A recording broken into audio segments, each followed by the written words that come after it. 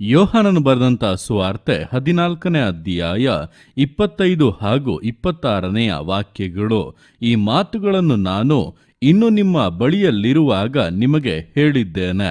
ಆದರೆ ಆ ಸಹಾಯಕನು, ಅಂದರೆ ನನ್ನ ಹೆಸರಿನಲ್ಲಿ ತಂದೆಯು ಕಳುಹಿಸಿಕೊಡುವ ಪವಿತ್ರಾತ್ಮನೇ ನಿಮಗೆ ಎಲ್ಲವನ್ನು ಉಪದೇಶಿಸಿ ನಾನು ನಿಮಗೆ ಹೇಳಿದ್ದನ್ನೆಲ್ಲ ನಿಮ್ಮ ನೆನಪಿಗೆ ತರುವನು.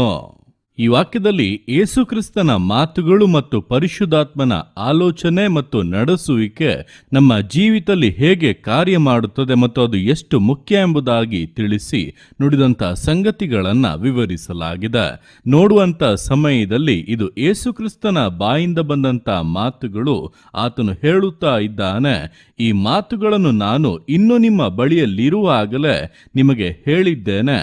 ಆದರೆ ಆ ಸಹಾಯಕನು, ಅಂದರೆ ನನ್ನ ಹೆಸರಿನಲ್ಲಿ ತಂದೆಯು ಕಳುಹಿಸಿಕೊಡುವಂಥ ಪವಿತ್ರಾತ್ಮನೇ ನಿಮಗೆ ಎಲ್ಲವನ್ನು ಉಪದೇಶಿಸಿ ನಾನು ನಿಮಗೆ ಹೇಳಿದ್ದನ್ನೆಲ್ಲ ನಿಮ್ಮ ನೆನಪಿಗೆ ತರುವನು ಎಂಬುದಾಗಿ. ಅಂದರೆ ನಮಗೊಂದು ವಿಷಯವನ್ನ ಹೇಳುವಂಥದ್ದು ಯೇಸು ಕ್ರಿಸ್ತನೇ. ಕಾರಣ ಆತನೇ ದೇವರ ವಾಕ್ಯವಾಗಿದ್ದಾನೆ. ಆದ್ದರಿಂದ ಆತನೇ ವಿಷಯಗಳನ್ನು ಪ್ರಕಟಿಸುವಂಥದ್ದು, ನಮಗೆ ಹೇಳುವಂಥದ್ದು, ನಮ್ಮ ಕುರಿತಾಗಿ, ನಮ್ಮ ಕಾರ್ಯಗಳ ಕುರಿತಾಗಿ ನಮಗೆ ಉತ್ತರಗಳನ್ನು ಕೊಡುವಂಥದ್ದು. ಆದರೆ ಆತನ ಮಾತುಗಳನ್ನು ಆತನು ಹೇಳಿದ ರೀತಿಯಲ್ಲಿಯೇ ನಾವು ಅರ್ಥ ಮಾಡಿಕೊಳ್ಳುವುದಕ್ಕೆ, ಅದಕ್ಕೆ ತಕ್ಕಂಥ ರೀತಿಯಲ್ಲಿ ಮುಂದುವರಿಯುವುದಕ್ಕೆ, ಇಲ್ಲ ಆ ಸಮಯಕ್ಕೆ ತಕ್ಕ ಹಾಗೆ ಅದನ್ನು ನೆನಪಿಸಿಕೊಂಡು ಜೀವಿಸುವುದಕ್ಕೆ ಅನೇಕ ಬಾರಿ ನಾವು ವಿಫಲರಾಗಿ ಹೋಗಿಬಿಡುತ್ತೇವೆ.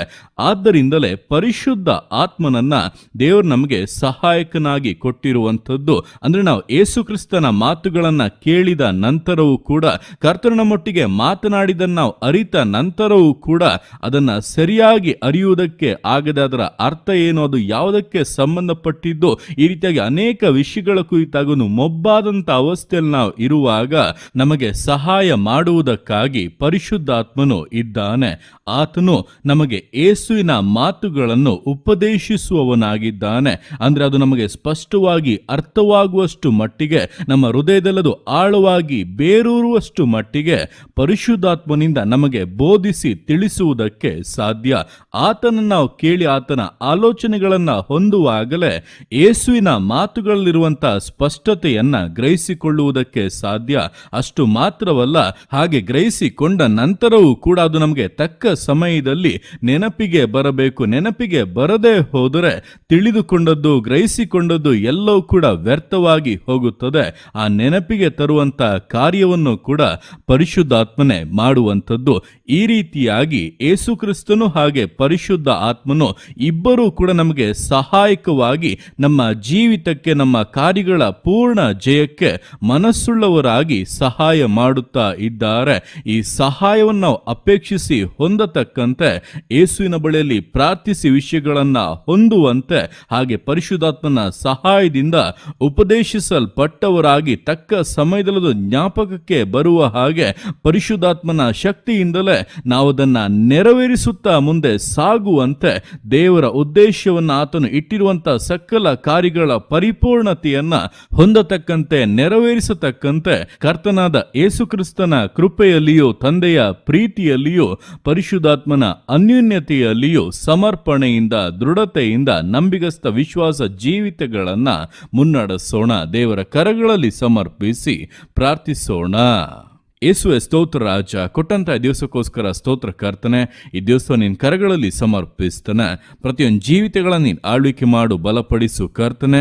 ಹೌದಪ್ಪ, ನಿನ್ನ ವಾಕ್ಯದ ಮೂಲಕ ನಮ್ಮೊಟ್ಟಿಗೆ ನೀನು ಸ್ಪಷ್ಟವಾಗಿ ಅಪ್ಪ ವಿವರಿಸಿ ಮಾತನಾಡಿದ ಹಾಗೆ ಯೇಸು ಕ್ರಿಸ್ತ ನಮ್ಮ ಪ್ರಾರ್ಥನೆಗಳಿಗೆ ಉತ್ತರವಾಗಿ ನಮ್ಮ ಜೀವಿತದ ಕುರಿತಾಗಿ ಮಾತನಾಡುವುದನ್ನ ನಾವು ಸ್ಪಷ್ಟವಾಗಿ ಅರಿತುಕೊಳ್ಳುವಂತೆ ನಮಗೆ ಉಪದೇಶಿಸುವಂತ ಪರಿಶುದ್ಧ ಆತ್ಮನೆ, ತಕ್ಕ ಸಮಯದಲ್ಲಿ ನಮಗೆ ಅದನ್ನ ನೆನಪಿಗೆ ತರುವಂತ ಕರ್ತನ ಆತ್ಮನೇ ಅಪ್ಪ, ನಿನಗೆ ಸ್ತೋತ್ರಗಳು ರಾಜ.